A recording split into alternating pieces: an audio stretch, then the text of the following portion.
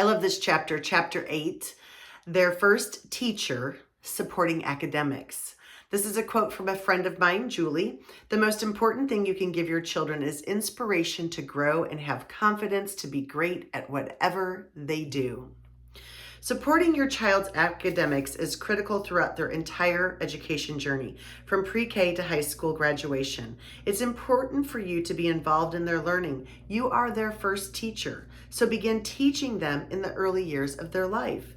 The more you can immerse your child in reading, writing, math, and science, the more your child will enjoy learning. When you are supportive of their education, they are going to make a positive connection between you and learning. Support their learning and encourage their curiosity. Teach your kiddos that it is okay to make some mistakes. Reading. This is such an important section for you to understand. You have to read to your kids every day. Read every day and night. Read to your child every day from the moment of birth until they are young adults. Immerse them in literature. Reading is the foundation of learning. Once a child can successfully read, the rest of their education becomes much easier. Think about it. I know a lot of you parents say, I don't read books. I don't like to read books, but you do read every day.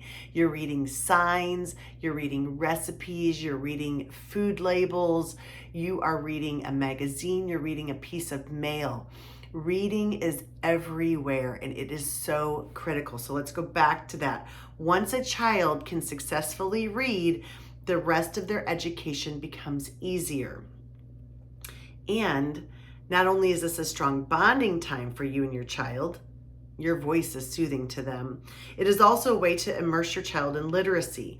I know it might seem pointless early in your child's life, but a lack of focus on this important foundation may lead to academic difficulties later on. When children struggle with reading, educators often see social and emotional issues as well. Therefore, consider how crucial it is to read to your child. Read any book to them. Always remember you're your child's first teacher.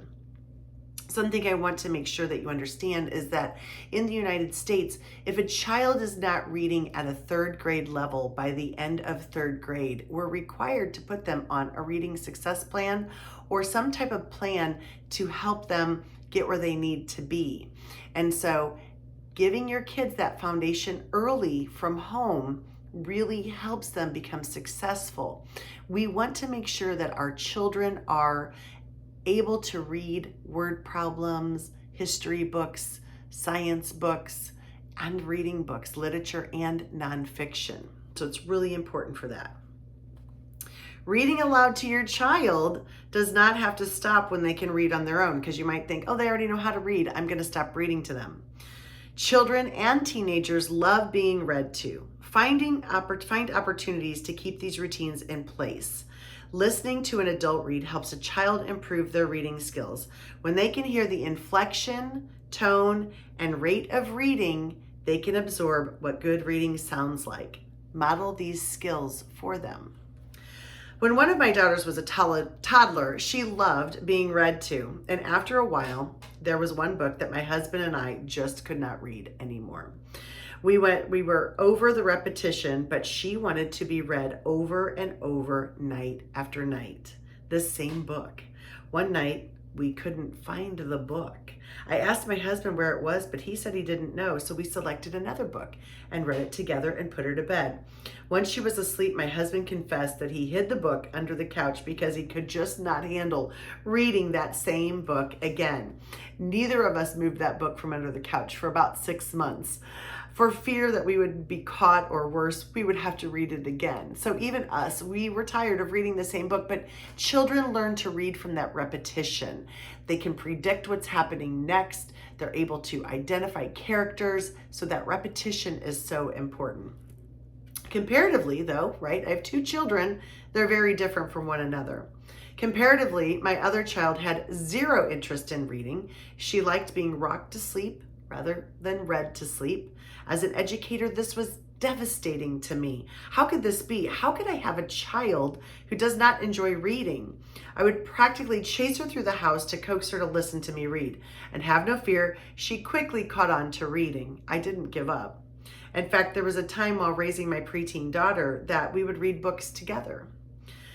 It was our nightly thing, just she and I, a little bit of alone time. It was special for us, and it allowed her to become a better reader, and to this day, we'll share and discuss books with one another.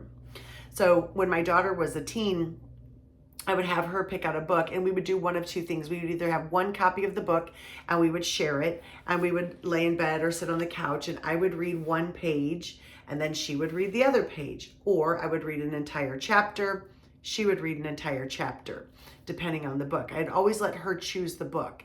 We also had like a little book club together too, where we each got our own book and we would read a chapter and then talk about it. And it was just really fun for her to be able to do. And this was my daughter who did not love reading at the beginning.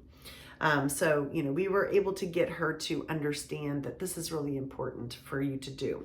So moral of the story here, the love of books and reading must be ingrained at a young age in order for your children to reap the many benefits of this essential skill. So get your kids reading. And on the second page here, I have a whole list of reading tips for you so that you can check this out as a parent and decide some things that you can do with your child to encourage them to read.